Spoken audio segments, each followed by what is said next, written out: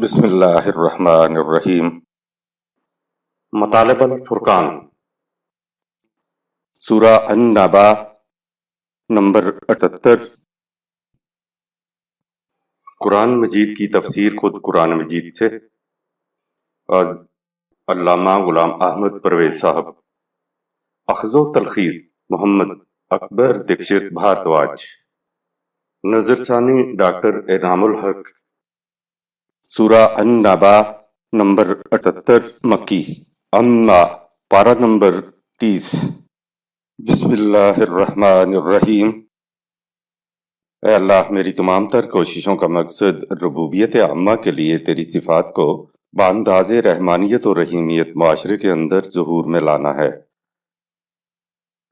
مجازی معنی کسی ایک دور تک محدود نہیں ہوتے، مزید انکشافات کی روشنی میں معنی وسیع تر ہو جاتے ہیں۔ قرآن کے آخری دو پاروں میں جن انقلابات کا ذکر ہے، ان سے تین قسم کے انقلاب مراد لیے جا سکتے ہیں، جن کی وضاحت ہم سورۃ الملک کے ابتدائیہ میں بیان کر آئے ہیں۔ آخری دو پاروں کا مطالعہ کرنے سے پہلے سورۃ الملک کا ابتدائیہ پیش نظر رہے تو قرآنی آیات کا مفہوم سمجھنے میں آسانی رہتی ہے۔ ہم نے آیات کے مجازی معنی اپنی طرف سے نہیں لیے ہیں، مجازی معنی عربی لغات میں دیے ہوئے ہیں۔ مجازی معنی ایک وقت تک محدود نہیں رہتے، جوں جوں دنیا میں مزید انکشافات ہوتے چلے جائیں گے، انقلاب آتے چلے جائیں گے، مجازی معنی کی فہرست اور زیادہ لمبی ہوتی چلی جائے گی۔ جو مجازی معنی لیے جاتے ہیں ان سے اپنے دور کی علمی سطح پر سمجھانا مراد ہوتا ہے۔ آخری پاروں میں ایسے الفاظ آئیں گے جن میں حقائق مرتکز شکل میں کنسنٹریٹڈ فارم میں دیے گئے ہیں، لہٰذا ان کے بیشتر معنی مجازی لیے جائیں گے۔ لیکن جو حضرات لغوی معانی کو ترجیح دیں وہ قرآن کے کسی بھی ترجمے والے قرآن کریم سے دیکھ لیں، انہیں لغوی معنی وہاں سے مل جائیں گے۔ علامہ پرویز کی لغات القرآن میں مجازی اور لغوی دونوں معنی دیے ہوئے ہیں۔ انسانی ذات میں ارتقاء شیطان کے بغیر ممکن نہ تھا۔ انسان کے اندر بہت سی قوتیں، بہت سی صلاحیتیں مضمر یعنی خوابیدہ شکل میں خدا نے رکھ دی ہیں، لیکن ان کی نمود موانعات سے ٹکراؤ کے ذریعے ہی ہوتی ہے۔ اگر موانعات سامنے نہ ہوں تو مثمر صلاحیتوں کی نمود نہیں ہو سکتی۔ مثلاً ایک بیج کے اوپر پڑی ہوئی مٹی بیج کے لیے ایک روک ہے، ہنڈرنس ہے، شیطان ہے، جس کو چیر کر بیج کی پوشیدہ صلاحیتیں کومپل کی صورت میں باہر نکلتی ہیں۔ اگر بیج کو میز پر رکھ دیا جائے تو اس کے سامنے رکاوٹ شیطان نہ ہونے کی وجہ سے کبھی بھی بیج سے کومپل نہیں نکلے گی۔ ہر خوابیدہ قوت کے لیے ضروری ہے کہ اس کے ساتھ ٹکراؤ ہو تاکہ خوابیدہ قوتیں محسوس شکل میں سامنے آ جائیں۔ مثلاً بربط کی تاروں کے اندر خوابیدہ نغمہ موجود ہوتا ہے جو تاروں پر مضراب کی ضرب سے ارتعاش پیدا ہونے سے ابھرتا ہے۔ اگر تاروں پر ضرب نہ لگائی جائے تو چھپا ہوا نغمہ باہر نہیں آئے گا۔ انسان کے اندر بھی بے پناہ قوتیں پوشیدہ ہیں اور قرآن کا منشا یہ ہے کہ وہ ابھر کر سامنے آئیں۔ موانعات کو فتح کرنے کا طریقہ یہ ہے کہ قرآن کے مطابق زندگی بسر کی جائے تو شیطان مغلوب ہو جائے گا۔ شیطان و ابلیس دراصل انسان کے خود اپنے بے باک و سرکش جذبات ہیں جو انسان کے لیے موانعات ہیں، رکاوٹیں ہیں، ہینڈرنسز ہیں، شیاطین ہیں جن پر غالباً سے انسان کی مضمر قوتیں ابھر کر سامنے آتی ہیں۔ شیطان دراصل ان انسانوں کے لیے ایک رحمت ہے جو اس کو مغلوب کر لیں، اور ان کے لیے تباہی و بربادی ہے جو اس سے مغلوب ہو جائیں۔ اگر انسان کے مد مقابل شیطان نہ ہوتا تو اس کی ذات کی نشو و نما نہیں ہو سکتی تھی، جس کی وجہ سے یہ اخروی زندگی میں مزید ارتقائی منازل طے کرنے کے قابل بھی نہیں بن سکتا تھا۔ شیطان یعنی موانعات کے بغیر انسانی ذات کا ارتقاء ممکن نہیں تھا۔ یہی وجہ ہے کہ ارتقاء کے جس مرحلے میں انسانی ذات نے نشو و نما پانا تھا، عین اسی مرحلے میں شیطان یا ابلیس بھی سامنے آ گیا تاکہ انسان کی ذات ٹکراؤ کے عمل سے گزر کر نشو و نما پا سکے۔ اگر شیطان نہ ہوتا تو انسان کی زندگی عقل و شعور کی بنا پر حیوانوں سے شاید مختلف تو ضرور ہوتی، لیکن انسان کی اخروی زندگی اسی طرح جہنمی ہوتی جیسے آج زندہ اشیاء بغیر کسی مزید ارتقائی عمل کے جہنم یعنی جہیم کی حالت میں ہیں، لیکن شعور کی کمی کی وجہ سے ان کو اپنی جہنمی زندگی کا شعور نہیں ہے۔ جب تک زندگی کی مختلف شاخوں میں طبعی ارتقاء ہوتا رہا تو موانعات بھی طبعی تھے۔ جب طبعی زندگیاں تکمیل کو پہنچیں تو زندگیوں کی شاخوں میں سے ایک شاخ نے اپنے آپ کو مزید ارتقاء کا مستحق قرار دیا یہ زندگی کی شاخ انسان کی تھی، مزید ارتقاء کا مستحق ہونے کی وجہ سے اس کو عقل و شعور کے ساتھ غیر طبعی ذات عطا کی گئی۔ طبعی ارتقاء کے بعد اب غیر طبعی ذات میں نشو و نما یا ارتقاء ہونا قرار پایا تو اصول ارتقاء کے مطابق انسانی ذات کے لیے غیر طبعی معانیات کی بھی ضرورت تھی۔ اس لیے خدا نے ذات عطا کرنے کے ساتھ ہی اس کے ارتقاء کے لیے غیر طبعی معانیات خود انسان کے اپنے بے باک جذبات یعنی شیطان بھی عطا کر دیا، تاکہ انسان اس کو مغلوب کر کے غیر طبعی ذات میں ارتقاء کر سکے اور اس قابل ہو سکے کہ اخروی زندگی کے مزید ارتقائی مراحل طے کر سکے۔ اگر حق کے ساتھ باطل نہ ہوتا یا ذات کے مقابل شیطان نہ ہوتا تو انسان کو اپنی قوتوں کی نمود کا احساس دلانے والی کوئی چیز نہ ہوتی۔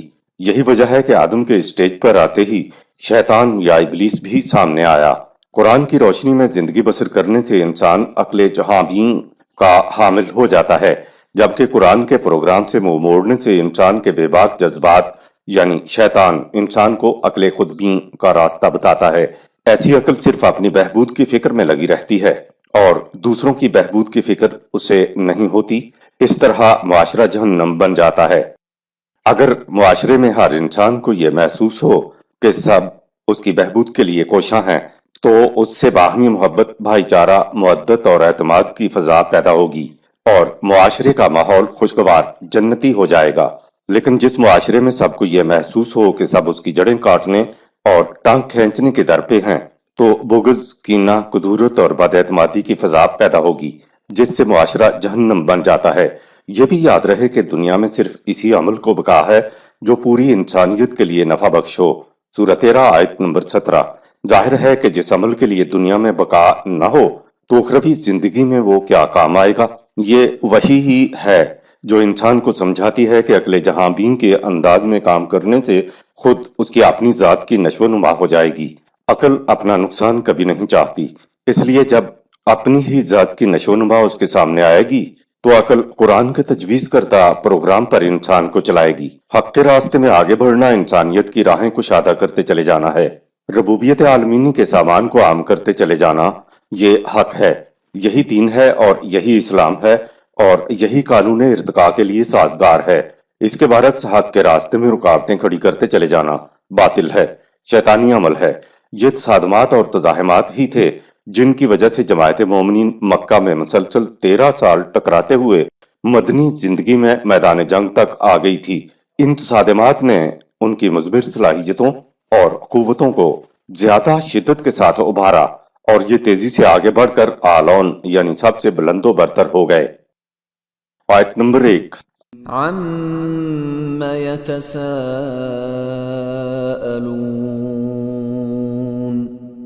اے رسول، کیا تمہیں معلوم ہے کہ یہ لوگ ایک دوسرے سے کس چیز کے متعلق دریافت کرتے ہیں؟ آیت نمبر 2۔ عَنِ النَّبَإِ الْعَظِيمِ، لو سنو، یہ ایک عظیم واقعہ، بڑی خبر کے متعلق دریافت کرتے ہیں۔ النبا یعنی خبر دینے والے کا مفہوم۔ النبا کے دو مادے روٹس ہیں، ایک مادہ نون بے الف ہے اور دوسرا مادہ نون بے واو ہے۔ نون بے الف والے مادے سے النبا کے معنی ہوتے ہیں خبر۔ اسی مادہ سے لفظ نبی بنا ہے اور اس کے معنی ہے خبر دینے والا۔ یہودیوں کے ہیکل میں پروہت کا ایک منصب نبی تھا۔ وہ قسمت کا حال بتایا کرتا تھا، پیش گوئیاں کیا کرتا تھا، خبریں دیا کرتا تھا۔ ان کے ہاں اس کا مقام بہت بلند تھا، اس کو یہودی نبی کہا کرتے تھے۔ اس طرح اس کا ترجمہ پیش گوئیاں کرنے والا ہوا۔ انگریزی میں نبی کو پروفٹ کہتے ہیں اور نبوت کو پروفٹ ہوڈ یا پروفیسی کہتے ہیں، جس کے معنی پیش گوئی یا پیش گوئیاں کرنے والا ہے۔ یہ یہودیوں کے ہیکل میں ایک منصب نبی کا ذکر آ گیا جس کا قرآن کے ان نبی سے کوئی تعلق نہیں ہے۔ اس آیت میں ان نبا العظیم کا مادہ نون بے الف ہے اور اس کے معنی ہے بڑی خبر، انقلابی خبر۔ قرآنی ان نبی کا مفہوم۔ قرآن کریم نے اپنے ہاں جو لفظ نبی استعمال کیا ہے وہ نون بے واو مادے سے ہے۔ اس کے معنی مقام بلند پر کھڑے ہونے والا کے ہیں۔ اس لفظ کے عملی تشریح نبی اکرم صلی اللہ علیہ وسلم نے اپنا پہلا پیغام پیش کرتے ہوئے کر دی تھی۔ آپ صلی اللہ علیہ وسلم نے ایک پہاڑی پر کھڑے ہو کر قریش کو آواز دی تو سب بھاگے چلے آئے کہ دیکھیں ایک صادق اور امین کیا کہنا چاہتا ہے۔ نبوت سے پہلے ہی مقام بلند تو صادق و امین کی صورت میں حاصل ہو گیا تھا، اور نبوت ملنے پر پہاڑی کے مقام بلند سے آواز دے کر عملی طور پر مقام نبوت کی تشریح کر دی۔ آپ صلی اللہ علیہ وسلم نے قریش سے فرمایا کہ اگر میں کہوں کہ اس پہاڑی کے دوسری طرف دشمن کا ایک بہت بڑا لشکر ہے جو حملہ کر کے تمہیں تباہ کر دینے والا ہے، تو کیا تم میری بات کا یقین کرو گے؟ انہوں نے کہا ہاں، ہم تیری بات کو تسلیم کریں گے، کیونکہ تم صادق اور امین تو ہو ہی، اور دوسری بات یہ ہے کہ تم پہاڑی کی بلندی سے ہماری طرف بھی دیکھ سکتے ہو اور پہاڑی سے دوسری طرف بھی دیکھ سکتے ہو، جبکہ ہم ایسے مقام پر ہیں جہاں سے ہم پہاڑی کے صرف ایک طرف ہی دیکھ سکتے ہیں، دوسری طرف نہیں دیکھ سکتے۔ اس عملی تشریح سے معلوم ہوا کہ نبی وہ ہے جو مقام بلند پر کھڑا ہوتا ہے، وہ عالم امر سے بذریعہ وہی معلومات حاصل کرتا ہے اور پھر ان معلومات کو عالم خلق میں لوگوں تک پہنچاتا ہے۔ گویا یوں سمجھو کہ پہاڑی کے دوسری طرف سے وہی حاصل کرتا ہے جس سے لوگ بے خبر ہوتے ہیں، اور پہاڑی کی اس طرف کھڑے لوگوں تک وہی کو پہنچاتا ہے۔ نبی اکرم صلی اللہ علیہ وسلم نے تو اپنے پہلے پیغام کے ذریعے ہی نبوت کا مفہوم عملی طور پر واضح کر کے رکھ دیا تھا۔ قرآن کا نبی پیش گوئیاں کرنے والا پروفٹ نہیں ہوتا۔ پروفٹ تو یہودیوں کے ہیکل میں پیش گوئیاں کرنے والے کا ایک منصب تھا۔ اس کے برعکس قرآن کے نبی سے مراد انسانیت کے مقام بلند پر کھڑا ہونے والا ہے۔ انسانی اعمال کے بہت سے نتائج تو اسی دنیا میں نکل آتے ہیں، لیکن اگر اس دنیا میں نہ بھی نکلیں تو اس کا مطلب یہ نہیں کہ خدا کے قوانین نتیجہ برآمد کرنے میں ناکام رہ گئے ہیں۔ نہیں، زندگی تو اس دنیا سے اگلی دنیا تک مسلسل چلتی ہے۔ جو نتائج یہاں برآمد نہیں ہو سکے وہ اگلی دنیا میں برآمد ہو جائیں گے۔ آیت نمبر 3۔ الذي هم فيه مختلفون، جس کی بابت بڑی خبر کے متعلق ان کے خیالات مختلف ہو رہے ہیں، کوئی کچھ کہتا ہے اور کوئی کچھ۔ لفظ مختلفون نے واضح کر دیا کہ مخالفین کا زعم باطل تذبذب کا شکار ہو گیا۔ قریش کو اس بات کا بڑا زعم تھا کہ دو چار ٹکراؤ کے بعد وہ جماعت مومنین کو کچل کر رکھ دیں گے، کیونکہ نہ تو مومنین کی کوئی خاص تعداد تھی اور نہ ہی ان کے پاس کوئی جنگی ساز و سامان ہی تھا۔ لیکن چند ٹکراؤ کے بعد ہی قریش میں یہ چہم گوئیاں شروع ہو گئیں کہ یار پتہ نہیں ہم غالب آ سکیں گے بھی یا نہیں، پتہ نہیں کل کو کیا ہو جائے۔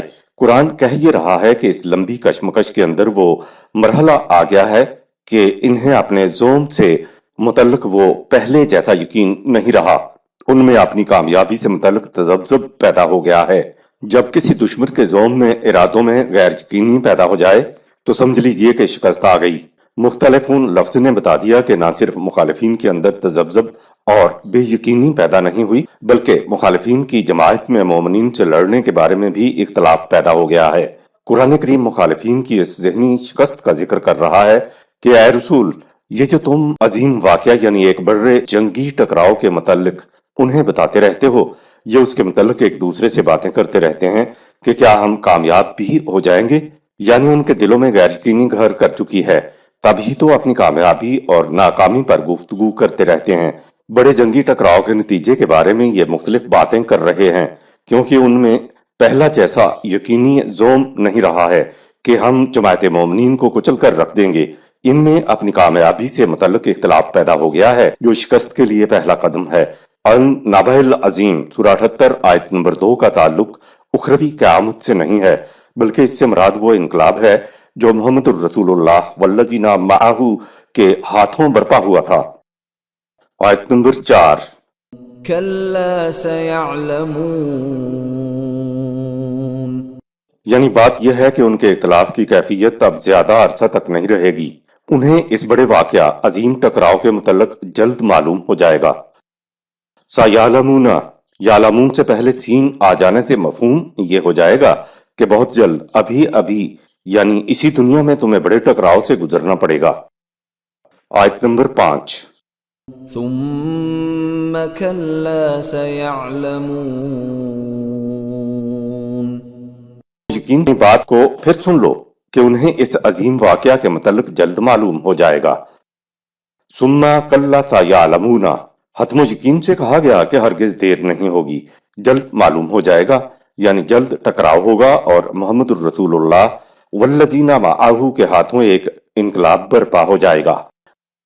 आयत नंबर 6। ألم نجعل الأرض مهادا हमारे जिन कवानीन की रूह से वो अजीम वाक़या रूनुमा होगा, उनकी हतमियत को जानने के लिए जमीन पर गौर करो जिसे हमने गहवारा आसाइश बना दिया है। जमीन गहवारा आसाइश भी है और हमें अपने साथ लिए घूम भी रही है। मेहादन आरामदेह पंघूड़ा। कुरान अपने कवानीन की नतीजा खेजी को समझाने के लिए निजाम कायनात को सामने लाता है कि देखो, जमीन के गोल होने और उसके निहायत तेजी के साथ घूमने के बावजूद खुदा ने उसको अपने कवानीन की रूह से हमारे लिए गहवारा आसाइश बना दिया है।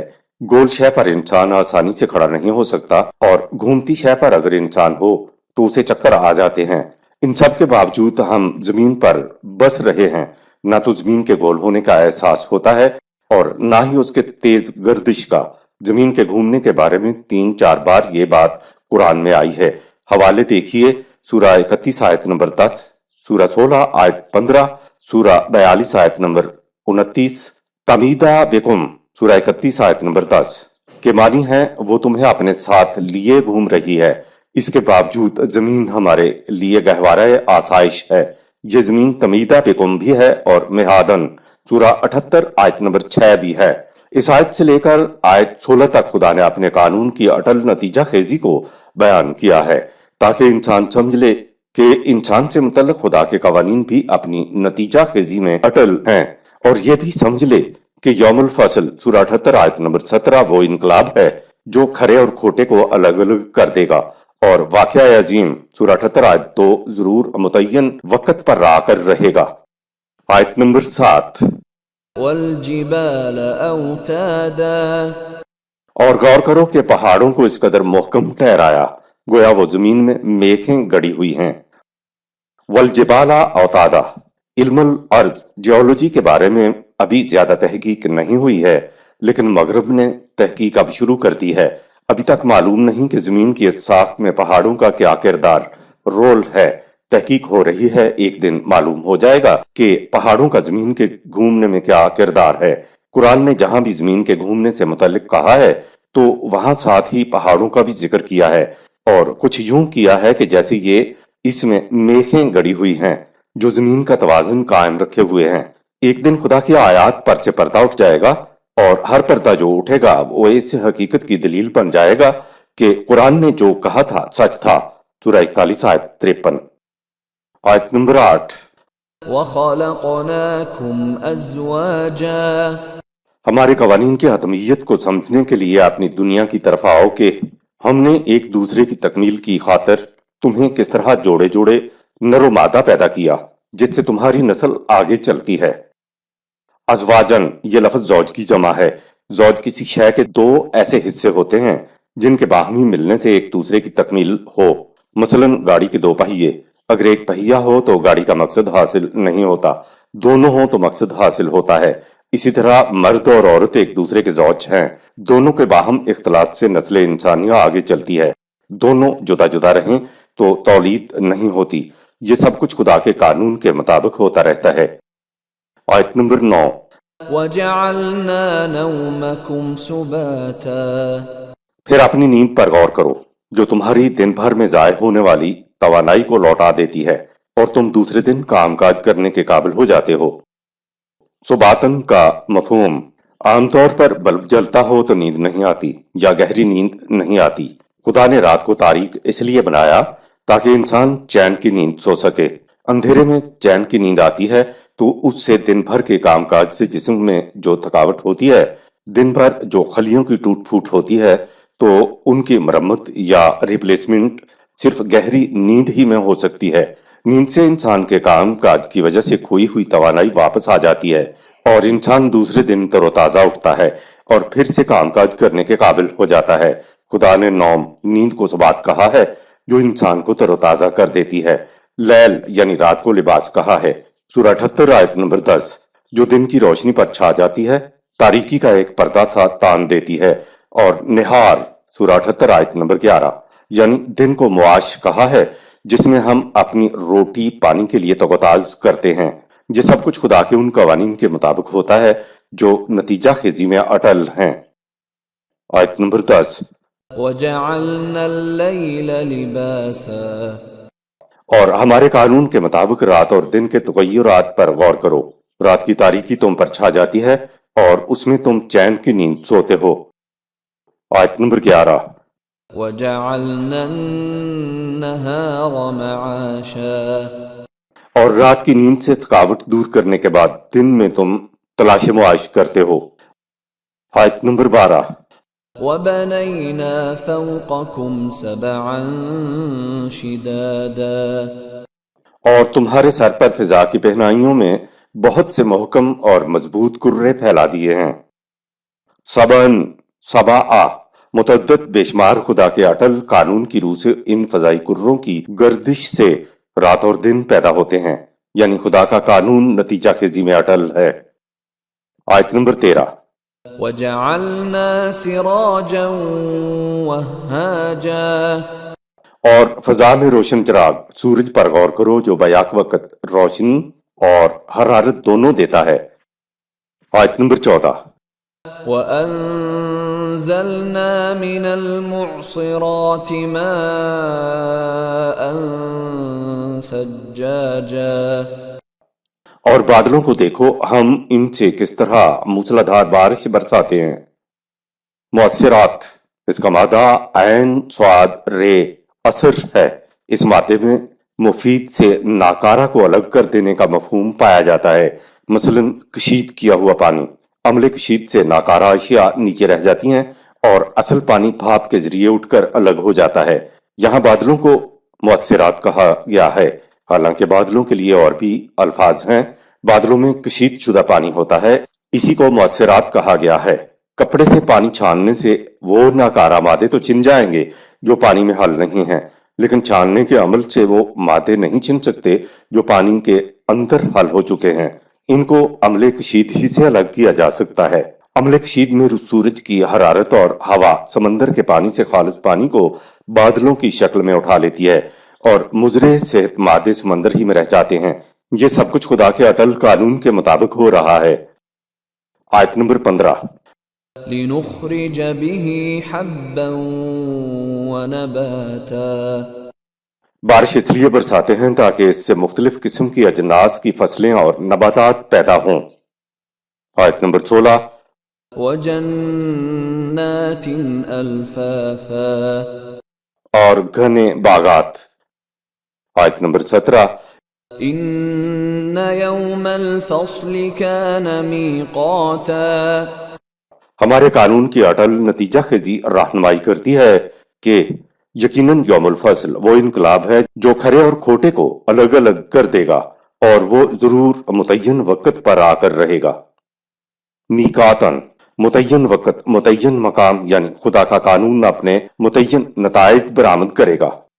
یوم الفصل کی وضاحت۔ خدا نے اوپر آیات میں اپنے قانون کی اٹل نتیجہ خیزی کو سمجھانے کے لیے نمبر 1 زمین کے گہوارہ آسائش ہونے کی مثال دی، نمبر 2 زمین کی گردش میں پہاڑوں کے کردار کی مثال دی، نمبر 3 ازواج کی نتیجہ خیزی کی مثال دی، نمبر 4 رات دن کے ظہور کی مثال دی، نمبر 5 نیند کے ذریعے تھکاوٹ دور کرنے کی مثال دی، نمبر 6 فضائی کروں کی قانون کے مطابق اٹل نتیجہ خیزی کی مثال دی، نمبر 7 سورج کی حرارت سے عمل کشید کے ذریعے ممد حیات پانی مہیا کرنے کی مثال دی، نمبر 8 صاف پانی سے ہمارے لیے اجناس اگانے کی مثال دی۔ ان ساری مثالوں سے انسانوں کو یہ سمجھانا مقصود ہے کہ یہ سب کچھ خدا کے قوانین کی روح سے ہو رہا ہے جو اپنے نتائج برآمد کرنے میں اٹل ہیں۔ ان سب مثالوں پر غور کر لو کہ خدا کا قانون کبھی غلطی نہیں کرتا، نتیجہ قانون کے مطابق ہی برآمد ہوتا ہے۔ تو اے انسان، غور کرنے کے بعد بتاؤ کہ انسانی دنیا میں جو حق و باطل کی کشمکش جاری ہے، اس کو کیوں نہ الگ الگ کیا جائے گا۔ سمندر میں حق و باطل ملا جلا ہوتا ہے، خدا کا قانون حق یعنی صاف پانی کو بادلوں کی شکل میں اٹھا لیتا ہے، تو انسانی دنیا کے حق و باطل کی کشمکش میں حق کو کیوں نہ بلند کرے گا۔ خدا کے قانون پر غور کرنے سے تو یہ معلوم ہوتا ہے کہ طبعی کائنات میں خدا کے قانون سے ہمیشہ خیر ہی برآمد ہوتا ہے۔ تو اب جبکہ انسانوں کی ایک جماعت قانون خداوندی کو لے کر اٹھی ہے، تو سوچو کہ اب انسانی دنیا میں حق کیوں نہ بلند ہوگا۔ یوم الفصل سے اسی طرح اشارہ ہے کہ اب حق و باطل کی کشمکش اس مرحلے میں آ پہنچی ہے جہاں حق اور باطل الگ الگ ہو جائیں گے اور حق کو غلبہ حاصل ہو جائے گا۔ متعین وقت پر قانون کے اٹل نتائج کو خدا نے یوم الفصل کہا ہے۔ آیت نمبر 18۔ يوم ينفخ في الصور فتأتون أفواجا جس دن جنگ کا بگل بجے گا تو تم فوج در فوج میدان جنگ میں آؤ گے تاکہ یوم الفصل برپا ہو۔ نفخ فی الصور کا مفہوم ہمارے ہاں ایک تصور ہے کہ قیامت کے دن ایک فرشتہ سور یا بگل یا نرسنگا پھونکے گا جس کی آواز سن کر تمام مردے قبروں سے اٹھ کھڑے ہوں گے اور میدان حشر میں جمع ہو جائیں گے۔ سور کے معنی بگل کے ہیں، نرسنگے کے ہیں۔ دراصل عربوں میں جنگ کے لیے بگل بجایا جاتا تھا، بگل کی بڑی آواز ہوتی تھی۔ جنگ کے لیے بگل بجانے کو عرب نفخ فی الصور کہتے تھے، یعنی نرسنگے میں جنگ کے لیے پھونک مارنا۔ قیامت میں مردوں کے متعلق عرب یہ لفظ استعمال نہیں کرتے تھے، ہمارے ہاں مفسرین نے اس سے قیامت کے دن فرشتے کا سور پھونکنا مراد لیا ہے۔ آخرت کی زندگی کے متعلق جو کچھ بھی قرآن نے کہا ہے اس پر ہمارا ایمان ہے، لیکن وہ ہمارے دنیاوی شعور کی سطح سے بہت بلند چیز ہے۔ اخروی حقائق ایسے ہیں کہ اس وقت ان کے بیان کو ہم سمجھ ہی نہیں سکتے کہ وہ کیا ہیں۔ قرآن کریم نے مثال کے ذریعے ان حقائق کا ذکر کیا ہے۔ ہم ان حقائق کو تشبیہاً و تمثیلاً ہی سمجھ سکتے ہیں کہ وہ کیا ہیں، حقیقتاً ہم نہیں سمجھ سکتے کہ ان کی کناہ و حقیقت کیا ہے۔ ہمارا ایمان ہے کہ ایسا کچھ بھی آخرت میں ہوگا، لیکن آیت کا تعلق صرف اخروی زندگی سے ہی نہیں ہے، قرآن کا تعلق تو اس دنیا کی زندگی سے ہے۔ قرآن اس لیے یہ چیزیں منواتا ہے کہ اس کا آپ کی اس دنیا کی زندگی پر، انفرادی زندگی پر، اجتماعی زندگی پر، عالمگیر انسانیت کی زندگی پر اثر پڑتا ہے، ورنہ اگر یہ بات نہ ہو اور اس کا نتیجہ صرف قیامت تک ہی محدود ہو تو اس کا ہمیں کچھ فائدہ نہیں پہنچ سکتا۔ ہمارے لیے تو وہی عبرت مفید ہو سکتی ہے جس کے بعد ہمارے پاس اپنی روش پر نظر ثانی کرنے کا وقت ہو۔ صورت کسی چیز کے پیکر یا فگر کو کہتے ہیں اور اس کی جمع سور ہے۔ اس آیت میں نفخ فی الصور سے مراد توانائی سے خالی پیکروں میں نئی توانائیاں پھونک دینا ہے۔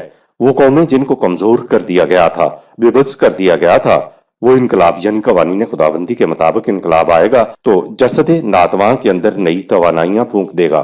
یوم الفصل کا فیصلہ آ جانے کے بعد مخالفین مغلوب ہو جائیں گے۔ سورہ 110 آیت نمبر 3۔ اور جنہیں کمزور بنا کر رکھا گیا تھا ان میں نئی توانائیاں آ جائیں گی اور لوگ جوق در جوق خدا کے دین میں شامل ہونے لگیں گے۔ سورہ 110 آیت نمبر 3۔ فتاتون افواجا، سورہ 78 آیت نمبر 18 پر تدبر فی القرآن اس طرف رہنمائی کرتا ہے کہ جو اپنے پاؤں پر چل نہیں سکتے تھے ان کو یوم الفصل اس قابل بنا دے گا کہ وہ فوج در فوج آئیں گے۔ ان کے آنے سے جو کچھ ہوگا اس کے لیے اگلی آیت دیکھیے، آیت نمبر 19۔ وفتحت السماء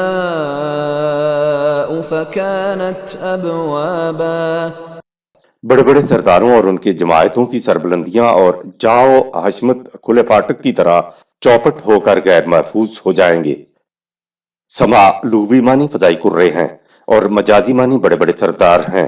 جن کی جاؤ حشمت آسمان کی بلندیوں پر ہو ان کو بھی سما کہتے ہیں۔ سرداروں کی سرداری کمزور بنا کر رکھے گئے لوگوں کی رہین منت ہوا کرتی ہے۔ یوم الفصل کے نتیجے میں جب لوگ ان کا ساتھ چھوڑ کر دین کی طرف آنے لگیں گے تو سرداروں میں قوت ہی کہاں رہے گی اور یوں ان کی جاہو حشمت شاہراہ عام کی طرح غیر محفوظ ہو جائے گی۔ آیت نمبر 20۔ وسيرت الجبال فكانت سرابا، اور پہاڑوں جیسے مستحکم سرداران قوم کے پاؤں اکھڑ جائیں گے اور وہ بالکل بے وقت ہو کر رہ جائیں گے۔ سورہ 20 آیت 105، سورہ 56 آیت 5، سورہ 77 آیت نمبر 10، سورہ 81 آیت نمبر 3۔ آیت نمبر 21۔ ان جہنم كانت مرصادا، اور جہنم ذلت بھری زندگی ان سرکشوں کی گھات میں ہے۔ مرصادا، گھات لگا کر بیٹھنا، یعنی جہنم لوگوں کو نظر نہ آتی ہو لیکن جہنم کی نگاہوں سے ہم اس وقت بھی اوجل نہیں ہیں، وہ تو ہماری گھات میں بیٹھی ہوئی ہے۔ مرنے کے بعد جو جہنم آئے گی وہ وہاں دیکھی جائے گی، مگر یہاں اس دنیا میں تو وہ گھات میں بیٹھی ہوئی ہے۔ جہنم کے معنی ہے جہاں انسانیت کو جلایا جائے، انسانیت کو ذلیل و خوار و بے وقت بنا کر رکھا جائے، یعنی ذلت بھری زندگی۔ جس معاشرے میں انسانیت کو جلایا جائے وہ جہنم ہے۔ انسانیت کے جلانے سے مراد یہ ہے کہ اسے ایک مقام پر روک دیا جاتا ہے تاکہ انسانیت آگے نہ بڑھ سکے۔ روک دینے کو جہنم کہا جاتا ہے۔ آیت نمبر 22۔ للطاغین مآبا، اگر روش نہ بدلی تو ذلت سے بھرپور زندگی ان کا مقدر ہے۔ آیت نمبر 23۔ لابثین فیہا احقابا، سرکش لوگ ایسی حالت میں زمانہ دراز تک رہیں گے۔ احقابن کا مفہوم اور دنیاوی جنت و جہنم۔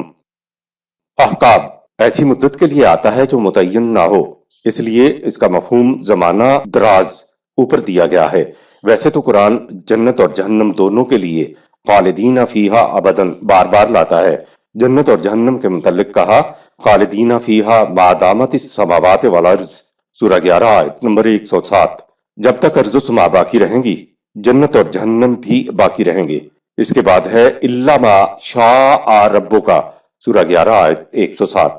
یہ اللہ کی مشیت پر موقوف ہے کہ ارضی جنت و جہنم کو کب تک برقرار رکھتا ہے۔ خدا نے قرآن کو قیامت تک کے لیے محفوظ کر دیا ہے، اور یہ بھی ہم جانتے ہیں کہ خدا کوئی عبث کام نہیں کیا کرتا، لہٰذا لگتا ہے ایسا ہے کہ زمین پر ایک بہت لمبا دور ایسا ضرور آئے گا جب قرآن کی حکومت ہوگی۔ جب تک زمین پر قرآن کی حکومت قائم نہ ہو جائے اس کو محفوظ کرنے کا مقصد پورا نہیں ہوتا۔ قرآنی دور میں زمین اپنے رب کے نور سے جگمگا اٹھے گی۔ ظاہر ہے کہ ایسے دور میں زمین پر خدا کا نظام ربوبیت عالمینی قائم ہو گیا ہوگا، تو ایسا دور ارضی جنت کا دور ہوگا۔ ایسا تب ہوگا جب انسانی ذہن بلند ہوتے ہوتے قرآنی تعلیم سے ہم آہنگ ہو جائیں گے۔ چونکہ ایسا فہم انسانی کے بلند ہونے کی وجہ سے ہوگا، اس لیے ایسا انقلاب پائیدار بھی ہوگا اور یہ قیامت تک قائم رہے گا۔ ہمیں یہ بھی معلوم ہوا کہ زمین و سماع کو برقرار رکھنا خدا کی مشیت پر منحصر ہوگا، اس لیے کہا کہ یہ اللہ کی مشیت پر موقوف ہے۔ بہرحال ان باتوں کا اس وقت ہماری عملی زندگی سے کوئی تعلق نہیں ہے۔ یہ کچھ حقیقتیں ہیں جو شاید بعد میں سمجھا جائیں گی۔ البتہ مرنے کے بعد کی زندگی میں تو یہ حقائق بے نقاب ہو کر سامنے آ جائیں گے، لیکن مرنے کے بعد حقائق کا ہماری عملی زندگی سے اس وقت کوئی تعلق نہیں ہے۔ ان حقائق پر ہمارا ایمان ہے۔ ہمارا ایمان ہے کہ مرنے کے بعد اسی عرضی زندگی کا تسلسل اخروی زندگی ہے، جہاں ہماری عرضی زندگی کے اعمال کے نتائج سامنے آئیں گے۔ یہ ہے وہ ایمان جس کی آج ضرورت ہے۔ ہمارے اعمال کے نتائج اس دنیا میں بھی سامنے آتے رہیں گے اور مرنے کے بعد کی زندگی میں بھی سامنے آئیں گے۔ عرضی جنت میں صحابہ اکرام رضوان اللہ علیہم نے ایک وقت گزارا۔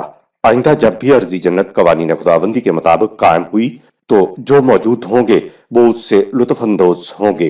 بہرحال جہنم میں موجود تو اہل بصیرت کو آج بھی نظر آ رہی ہے۔ قدم قدم پر انسانیت کو ذلیل و خوار کیا جا رہا ہے، تو ذلت سے بھری زندگی جہنم نہیں تو اور کیا ہے۔ جنت انسان کے اعمال صالحہ کا نتیجہ ہے اور جہنم اعمال بد کا۔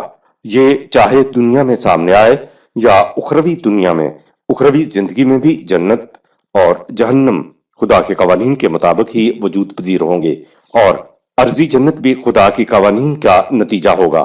خدا نے اس دنیا میں اپنے قوانین کو نتیجہ خیزی کے لیے روک تو نہیں دیا ہے، اس لیے جنت اور جہنم اس دنیا میں بھی خدا کے قوانین کے مطابق وجود پذیر ہو سکتے ہیں۔ صحابہ اکرام رضوان اللہ علیہم اجمعین کے لیے جنت اور مخالفین کے لیے جہنم اسی دنیا میں ابھر کر سامنے آ گئی تھی۔ آیت نمبر 24۔ لا يذوقون فيها بردا ولا شرابا، سرکش لوگ راحت و آرام نہیں پائیں گے، حتیٰ کہ پینے کی بھی کوئی ایسی چیز نہیں ملے گی جس سے انہیں سکون حاصل ہو۔ آیت نمبر 25۔ الا حمیما وغساقا، انہیں کھولتا ہوا پانی ملے گا جو پیاس بجھانے کی بجائے اسے اور بھڑکا دے گا، یا ایسا یکبستہ پانی ملے گا جس کی ٹھنڈک سن کر دے گی۔ گرمی اور ٹھنڈ دونوں انسانی امیدوں کی کھیتی کو جھلسا دیں گے۔ سورہ 38 آیت نمبر 57۔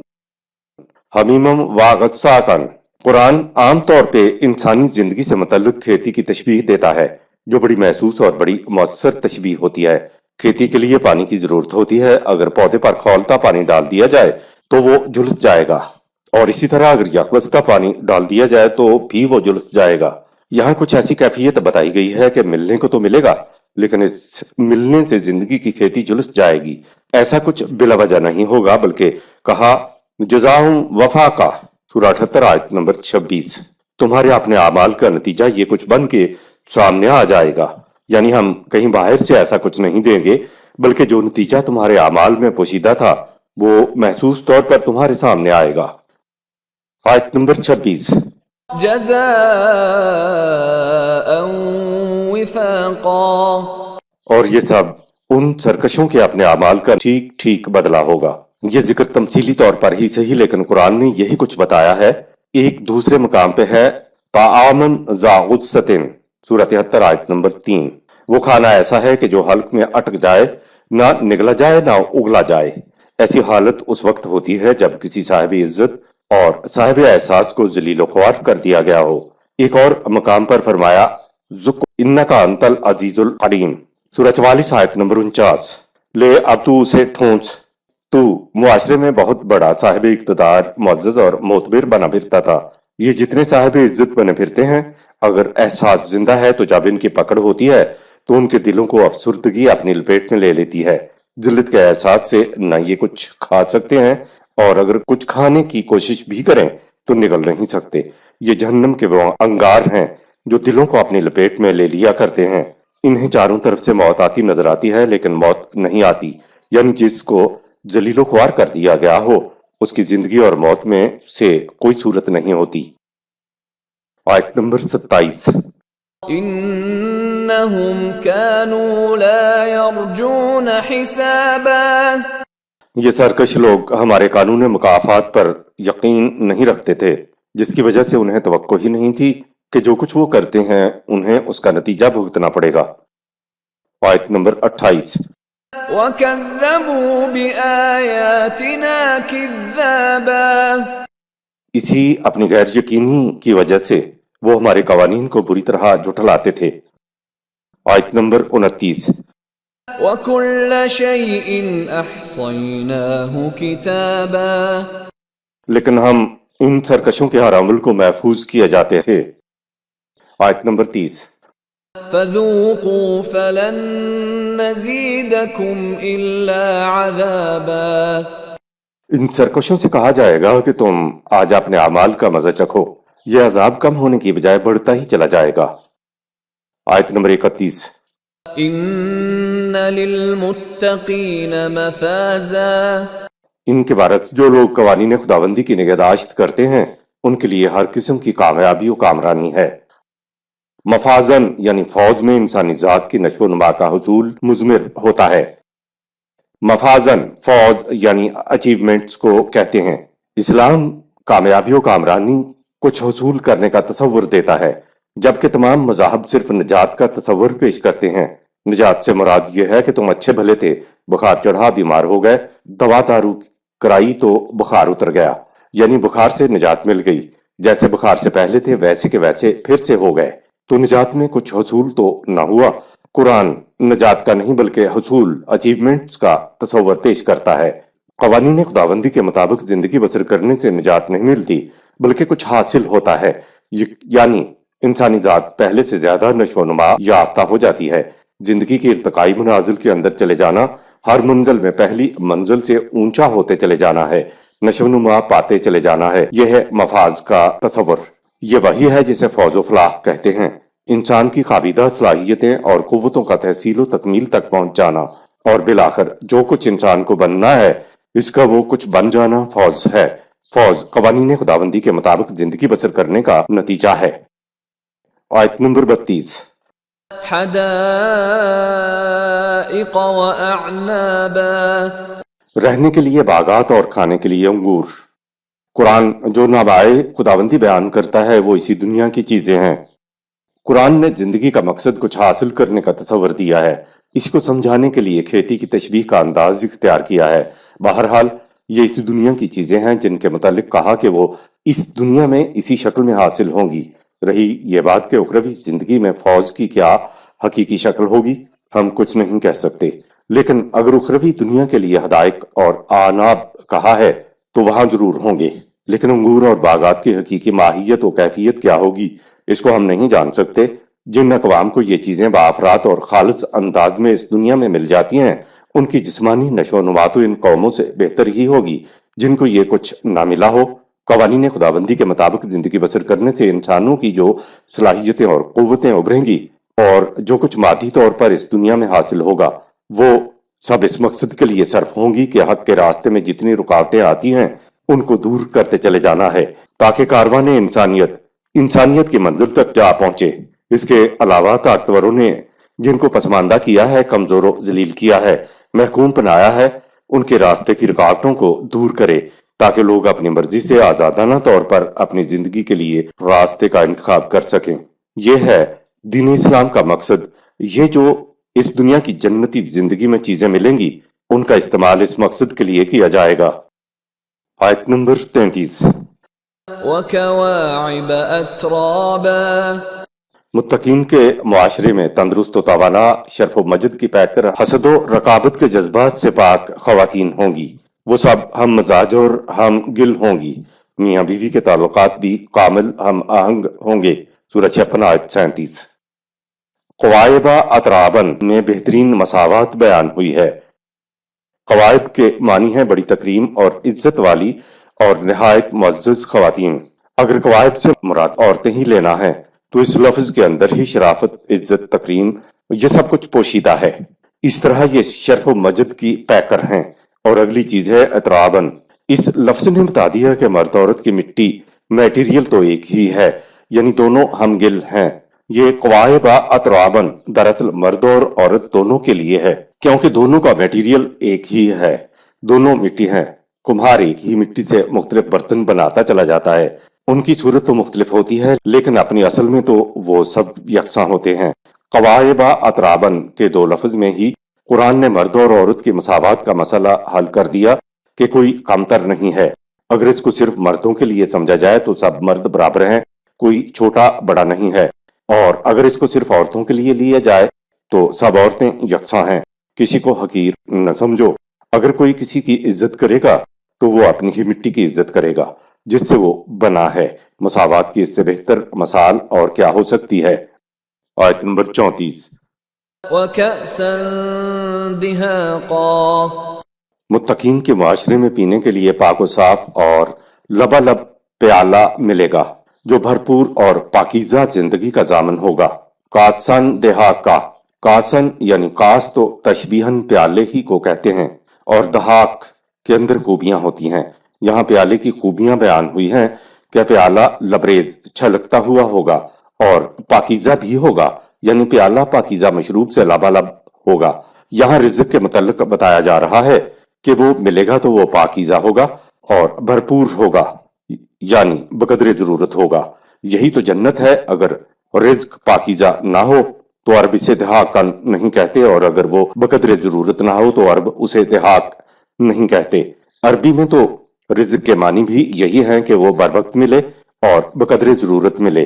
نظام خداوندی میں جب پاکیزہ اور بقدر ضرورت رزق ملے گا تو نہ تو انسان اس فراوانی کے نشے سے بدمست ہوگا اور نہ ہی قوانین خداوندی کی تکذیب کرے گا۔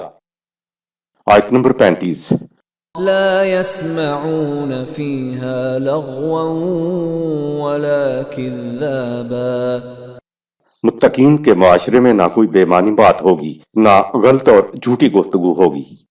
آیت نمبر 36۔ جزاء من ربك عطاء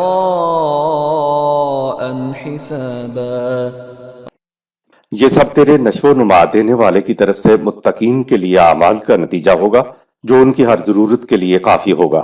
پاکیزہ رزق اور بقدر ضرورت مفت نہیں بلکہ اعمال کے بدلے میں ملے گا۔